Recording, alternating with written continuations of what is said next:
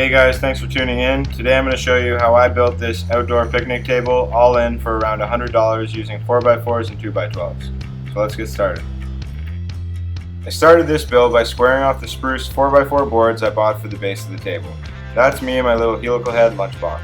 If I had a longer joiner, I would have probably started with squaring two faces, but I don't, and to be honest, this system was fine for what I needed. The primary reason for planing it was to square the timbers and bring down the thickness, but revealing the nicer wood underneath was a nice secondary result. I planed all four sides of the post, doing two sides of each board per thickness, until I had nice smooth boards to work with. Next I moved on to cutting all the boards to length. Here I am with my small Bosch miter saw. When I bought it, I was debating between this saw or the larger Bosch Glide, and I remember thinking I would never be cutting any 4x4 posts with it. Well, look at me now. I cut all the boards to length. If you want to recreate this build, I'll leave a cut list for this project and a link to my Sketchup file in the description below.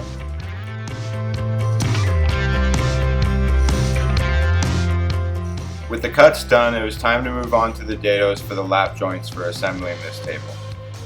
I normally use a radial arm saw to cut these joints, but I wanted to show it was possible with a cheap trim saw like mine. Here I am showing you how to set a depth stop to allow you to cut dado slots for lap joints.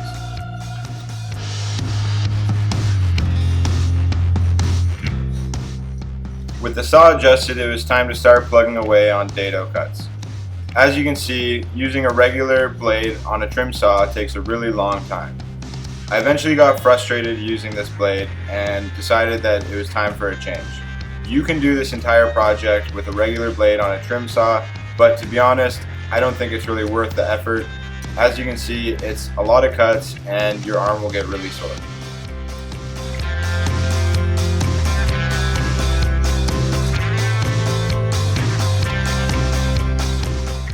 I decided to switch to a dado blade.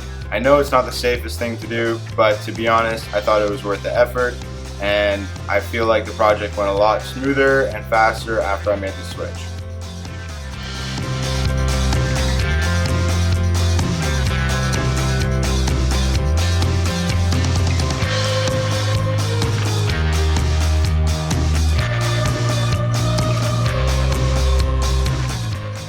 With all of the joints cut, it was time to move on to assembly for the table build.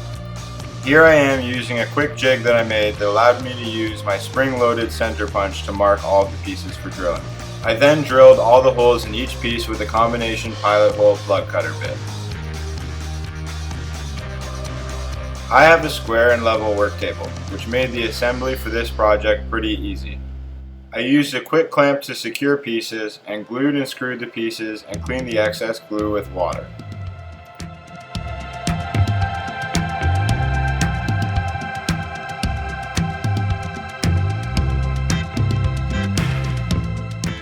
The majority of the assembly process was glue, rinse, and repeat. This is me setting up the last pieces for assembly. My workbench has CNC cut dog holes which allow me to perfectly square the pieces without complicated clamping. With the dog holes, I use a cheap set of Craig bench dogs for assembly and squaring the table.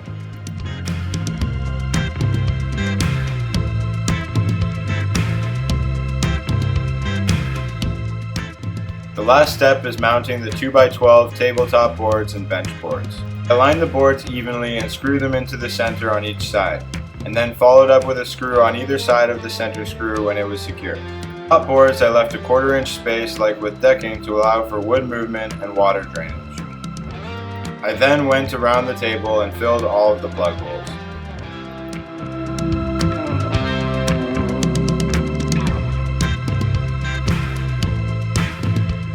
The last step is optional, but we decided to seal the table as our winters can be pretty difficult on outdoor wood here in Canada.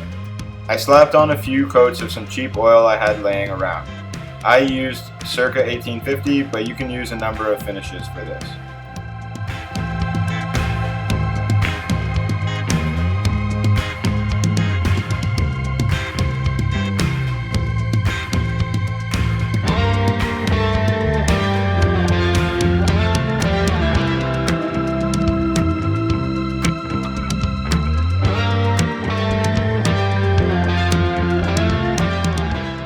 Thanks for watching. I hope you enjoyed the video.